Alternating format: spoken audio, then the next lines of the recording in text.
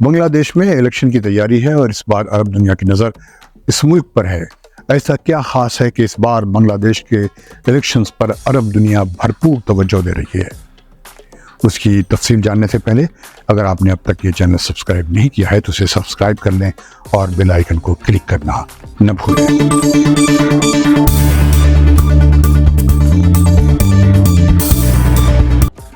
عرب دیش کے دیکھنے والوں کو فیض الحق کا سلام۔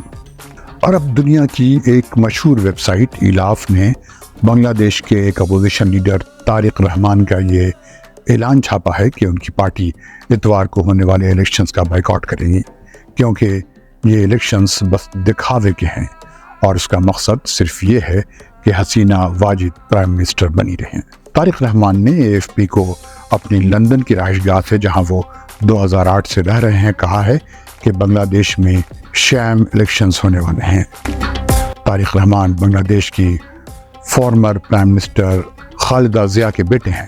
انہوں نے کہا ہے کہ حسینہ واجد کی حکومت میں الیکشنز میں حصہ لینا جمہوریت کے لیے قربانی دینے والوں کا مذاق بنانا ہوگا۔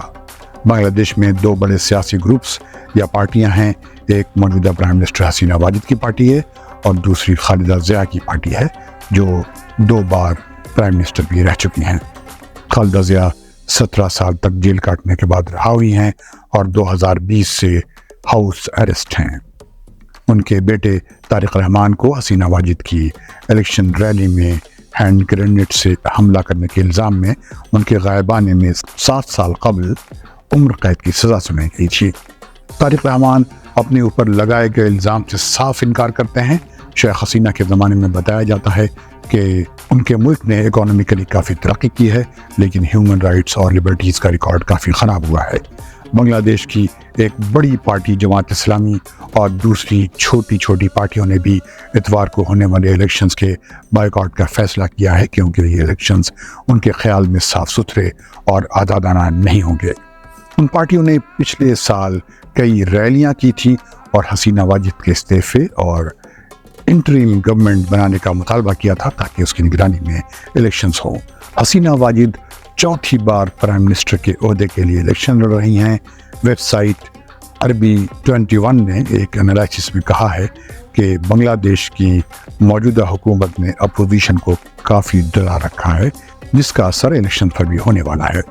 بڑھتے ہوئے سیاسی ٹینشن کے پس منظر میں بڑے پیمانے پر گرفتاریاں ہوئی ہیں۔ اس ویب سائٹ کے مطابق بعض لوگ بنگلہ دیش کے ان سیاسی حالات کا ذمہ دار پڑوسی ملک بھارت کو مانتے ہیں۔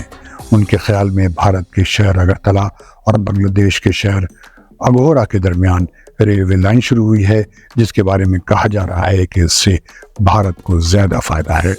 بنگلہ دیش میں چینی انویسٹمنٹ بھی بڑھا ہے، جس کی وجہ سے بھارت کی حکومت نے حسینہ واجد حکومت کا سپورٹ کرنا بند کر دیا ہے، جس کی وجہ سے یہ سوال پیدا ہو رہا ہے کہ بنگلہ دیش کی سیاست اور اکانومی میں بھارت کا کتنا اثر و رسوخ ہے۔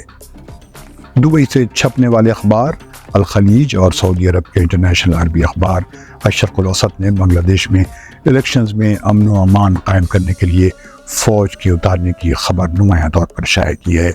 جرمن چینل DW کی عربی ویب سائٹ نے ایک ویڈیو رپورٹ شائع کی ہے، جس میں کہا گیا ہے کہ بنگلہ دیش میں الیکشنز ہونے والے ہیں اور وہاں ہیومن رائٹس کے بگڑے ریکارڈ کی وجہ سے کافی تنقید ہو رہی ہے، لیکن حسینہ واجد کو بھارت، چین اور روس جیسی علاقائی طاقتوں کا سپورٹ حاصل ہے۔ اس کی وجہ سے ان کو ویسٹ کی تنقید کا سامنا بھی ہے۔ ابوظبی کے اخبار الاتحاد نے تجزیہ نگار ذکر الرحمان کا ایک مضمون شائع کیا ہے، جس میں کہا گیا ہے کہ اس وقت جبکہ بنگلہ دیش میں الیکشنز ہونے والے ہیں، شیخ حسینہ واجد کو امریکی دباؤ کا سامنا ہے، کیونکہ انہوں نے ویزے میں بڑی پابندیاں عائد کر رکھی ہیں۔ امریکہ کا دباؤ ہے کہ الیکشنز آزادانہ اور منصفانہ ہونے چاہیے۔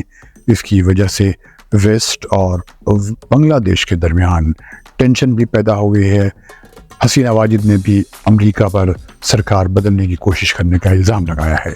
بنگلہ دیش کی ایک عدالت نے نوبل انعام یافتہ 83 سالہ اکانومسٹ محمد یونس کو لیبر لا کی خلاف ورزی کے الزام میں 6 مہینے کی قید کی سزا سنائی ہے، جسے لوگ ایک سیاسی فیصلہ بتا رہے ہیں۔ کہیں انہیں مصر میں دسمبر میں ہونے والے الیکشنز کا عکس تو نہیں نظر آ رہا ہے، جس پر کسی نے توجہ نہیں دی، اور عبد الفتاح سیسی دوبارہ مصر کے صدر بنے گئے۔ وہاں کئی سیاسی پارٹیاں الیکشن میں حصہ نہیں لے سکیں اور کئی پر تو پابندی بھی عائد ہے۔ خدا حافظ۔